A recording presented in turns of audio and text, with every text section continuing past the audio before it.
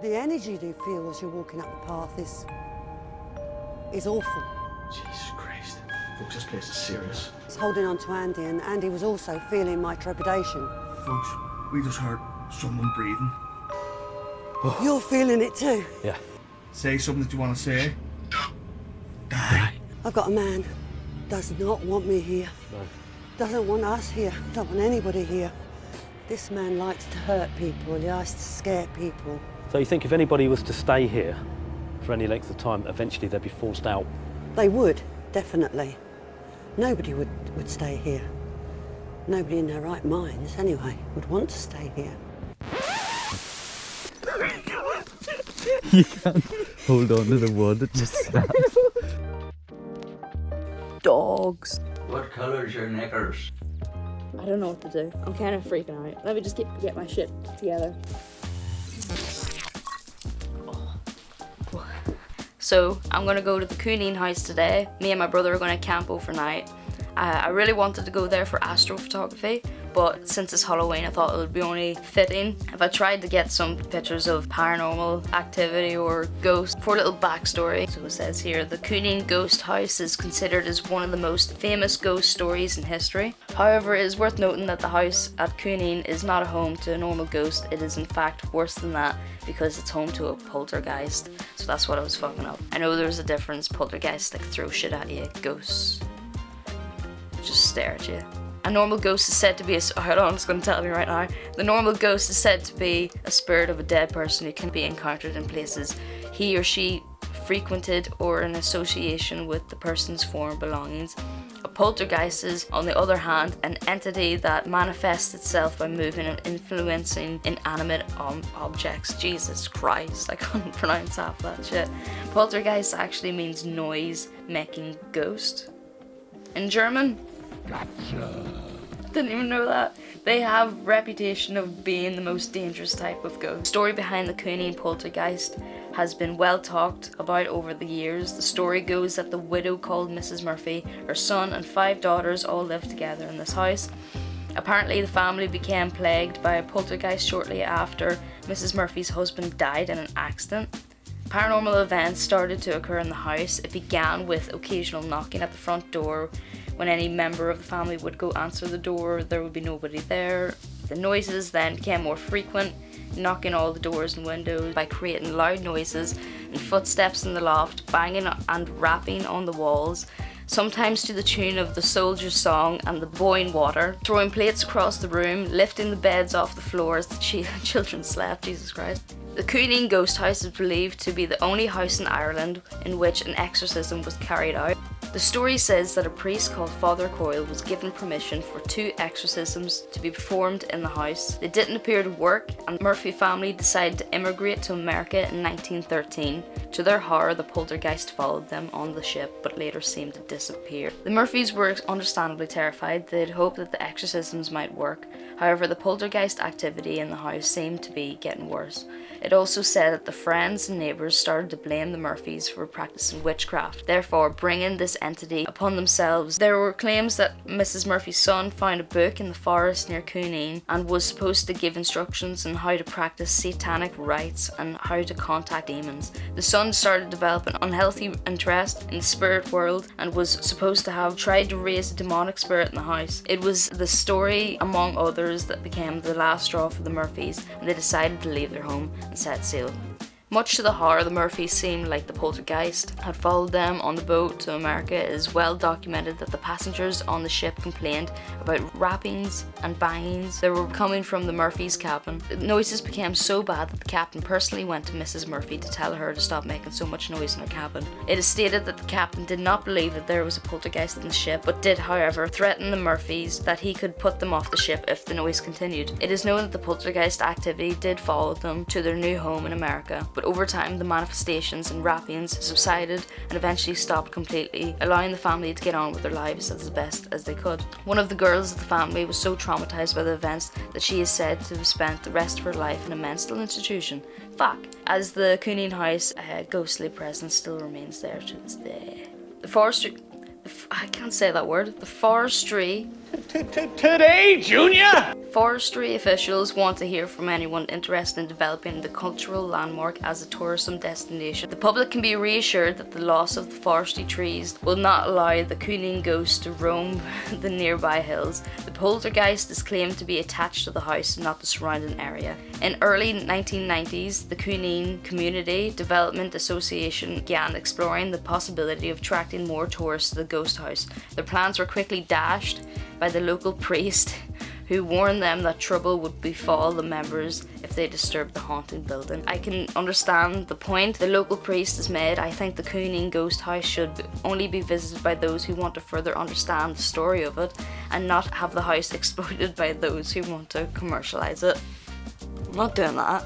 I'm just taking photos. He suggests that the paranormal evenings where people are encouraged to share stories and host talks and discussions would help promote the local history and folklore of the area and could coincide with visits to the house. Yeah, I can't wait, this will be fun.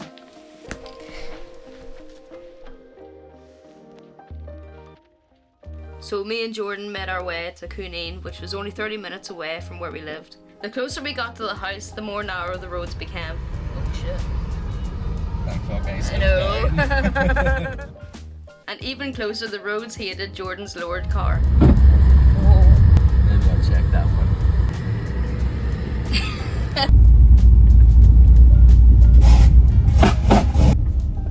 What was that? You see it? Doesn't like the car. Doesn't like. Oh my god. How do you get to it? Jesus loves you. Do you see that? Right, so I don't believe in it. I'm pretty skeptic too, but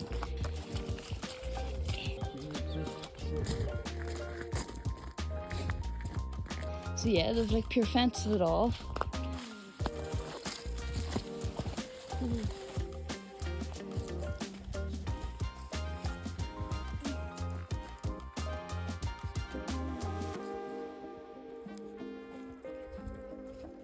Keeping us out.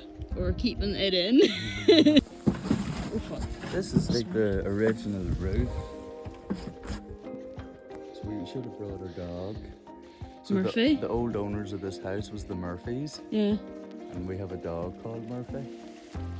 Apparently, if you play the soldier song. Oh, that's what I read that he bangs on the walls, the soldier song and the boing something. He taps to the beat. Come on. So, from what I've read, this is their wee house, and just up above here, they had a wee upper part, a wee attic part, where they kept their wood, their kindling, their hay, and that's where they started hearing the first noises, the tapping, the banging, the footsteps. It's supposed to be a concrete staircase. They could hear people coming up and down it, and every time they checked, there was nothing there. It's all over the room.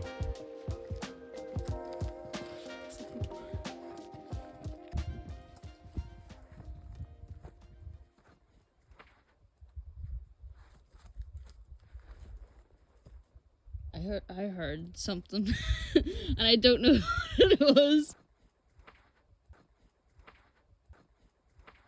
It was like a stone falling, but you know, So people that came here did say they got stones thrown at them, really?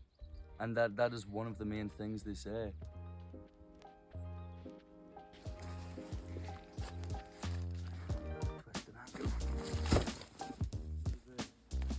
Oh, it's a bit mushy. You okay? I'll be fine.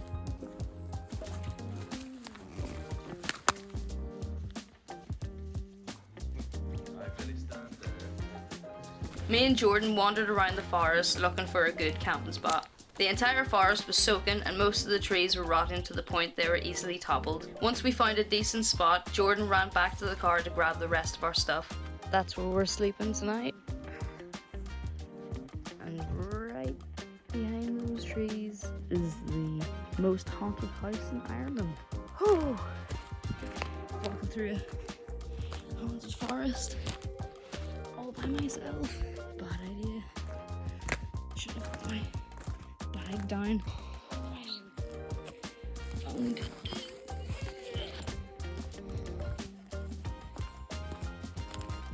Home sweet home. We then started putting up the tent. I'm good. We didn't have a clue about this tent and realised we completely put it up wrong. This fucker popped out. Fuck it. Yeah, do you want to do the wood? Yeah. I'll try and suss this out.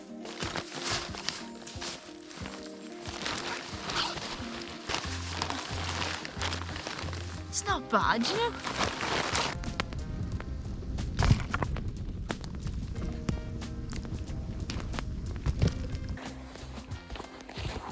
The sun's still about out. While it's out, I'm going to go take some pictures if I don't fall.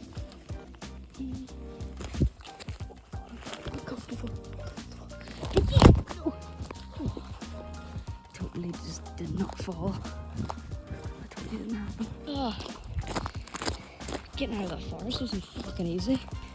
I'm so attempting this biatch by myself. My original plan was to camp here all by myself. Honestly, if Jordan was near, I'd fucking panic, and it's madly quiet out here. Fuck. I keep on hearing like slight hums, but you never know if it's just like a fucking heifer from like 3 fields away. On the maps, I thought this was like a total road, but it's like the scariest fucking path. Such good horror movie material. That's where Jordan is. And this is where I am. Look at that tree. It's a fucking horror movie tree. I'm so scared. I want to actually get used to my camera. Should I go inside? Went inside before with Jordan, but it's just me here. Should I do it? I don't know. I'm kind of scared. I think outside the fence is kind of... Before I do that, because I'm stressed. So originally I wanted to do astrophotography because I thought the countryside would be cool. I kind of have a subject that's kind of cool with a bit of history as a cow. Fuck me. See if something comes out here, I'm whacking it with the tripod if I can get it out of the fucking bag. I thought I turned that off. I was like, what the fuck is happening right now? Oh, no way. I had to totally walk back there. Walk back into the fucking abyss of this forest to find this. And I'm so fucking lucky. Look how small it is. Look how big that is.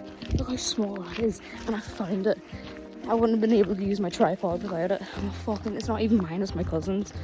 Right, so round 2. So I wasted far too much time looking for the tripod piece, that had gotten too dark, and there was too many clouds in the sky, making it dull and overexposed for the photographs. So I'm just gonna shoot some B-roll. I completely fumbled what I was saying because I was too scared.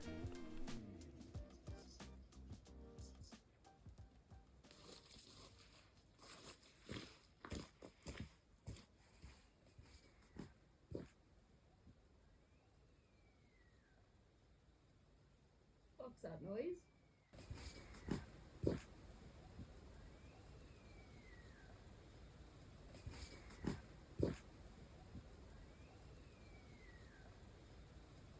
So yeah, I'm just gonna head back to camp. I'm just gonna chill for a bit, wait for these clouds to pass, and hopefully there'll be a bit of a clear sky. And yeah, hopefully I don't get possessed. It's so weird I don't hear Jordan at all. Right, I'm gonna eat shit again.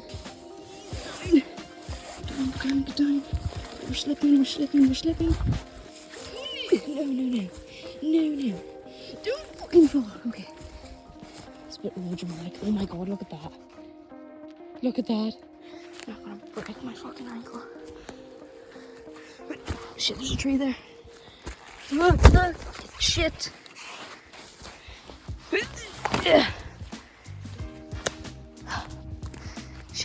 Made it back. There's our fire going. Our kettle going. Life is good. Look, do you want to put 2 sausages on? Sure thing.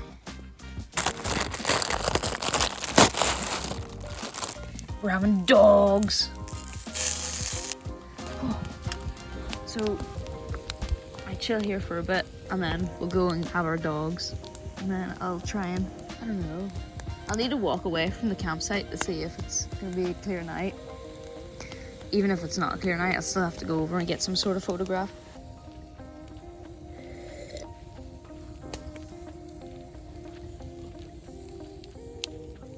Dogs.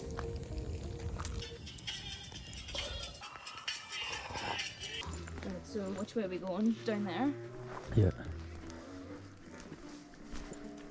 Ooh. Why are you going down there? You know there's like... Oh god. You know there's fucking water there.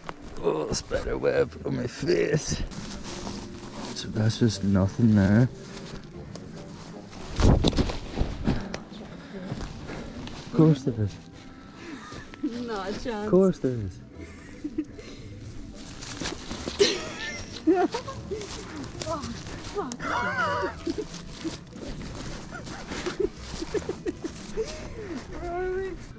Dude, where are we? Why are you going that way? Come this way. Come this way.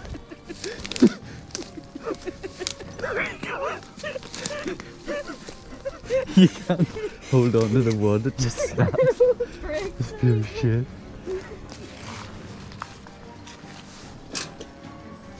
I feel like a fucking tight walker.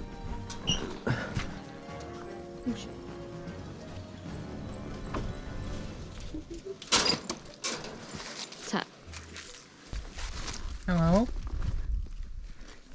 Hey. We are in. Do you want to take a snap in there? Do you want to stand somewhere? Take a picture of you.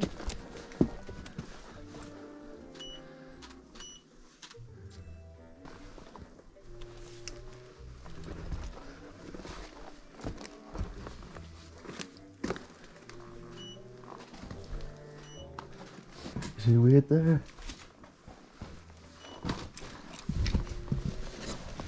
It's very quiet. I know, it's awfully quiet. Hey, look. That was a pentagram. That was a pentagram. Should we ask it questions? Huh? You go for it. What colour's your knickers? Yellow.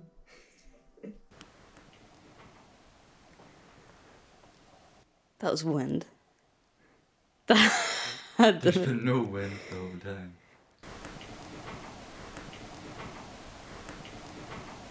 There's no way this mic picked that up though. That was tapping. I'm recording this, but I don't know if it picked it up either. That was tapping. You. What if I tap?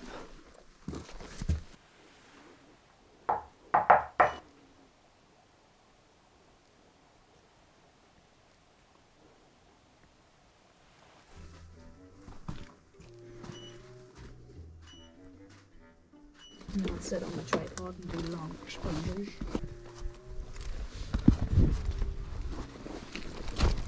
Sit down.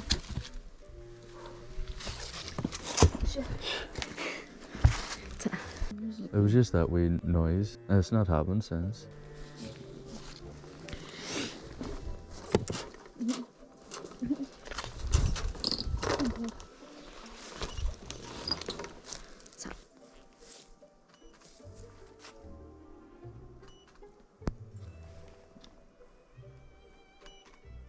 Dude, there's a fucking bat flying around here like mad. Yeah. Did you see that? No, I just missed it. Fucking hell. There's a bat trying to tell me to fuck off here. It just gets really, really quiet. Doesn't it? Spooky. There was about like 30-40 seconds there was no wind anymore. There was literally no fucking noise at all. Do you want to jump over this way? Yeah, fuck that bat.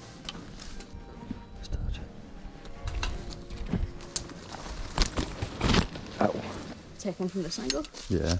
I like you facing it. Your cool little thing into it. Just go back for a second. Because you had a cool shower in the building. I just wanted to check that where you were. So we came back to our campsite after exploring the ghost house. We didn't really experience that much other than the tapping noise after asking what colour its knickers were. It was only odd because the entire night it was deathly quiet. But I was too scared to admit it, so I believed it to be the wind. Once it hit 12 AM, it started to get a bit eerie. We heard the same whistling sound I heard when I was alone, but I never recorded it on time. Once I got the camera out, we heard crackling coming from the darkness of the forest. We forgot to play the soldier song at the house for a reaction, so we began to play it at our campsite.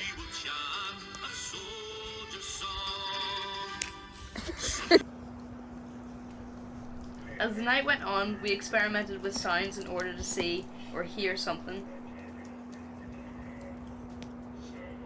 Though nothing happened. That was just horrifying to listen to. The trees there were so rotted, they were easily toppled. There were a few almost tipping over the campsite, and out of safety, we were able to push it over with ease. That's us in the morning.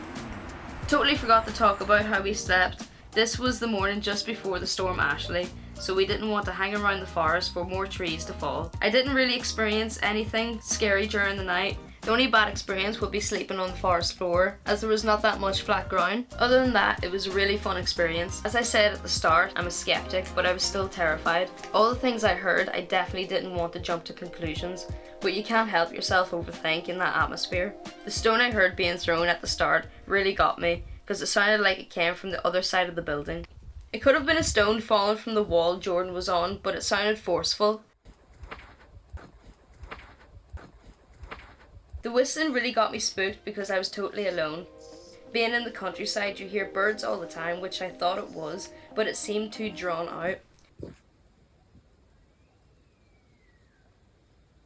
Because I generally looked up, like, the sound of birds, and there was nothing, I can't even imitate that whistle.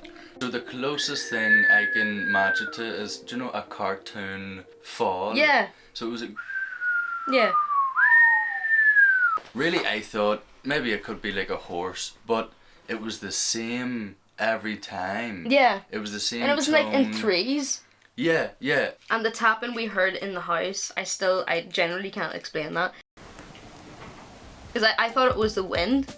Because like there was a lot of, like, I stood on part of that roof and I could imagine if the wind, like, you know, went through it. Yeah, a bit But of there was... creaking from the metal roof, but that was a single tap, and we never heard it again.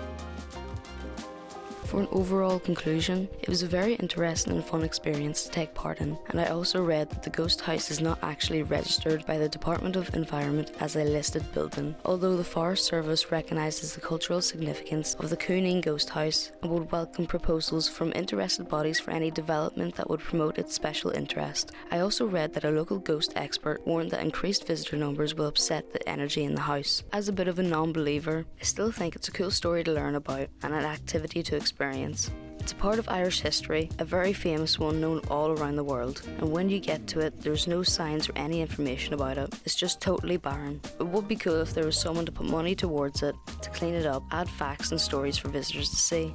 So I got most of my information off the Impartial Reporter, a local Fermanagh newspaper, which had most of the basic history of the ghost house. I also used other sources for information which changes with each source I read. Some sources said that Mrs. Murphy had 5 daughters, some said 6. The Impartial Reporter also mentions the book that the son found in the forest was called The Legion of Doom, but upon research, I couldn't even find a demonic book named after that. So a lot of the facts are hazy. This is where having a museum type association with the Cooneen House would be a very interesting and educational day out. Thanks for watching. Sorry it was very bad and poorly done. I'll get better.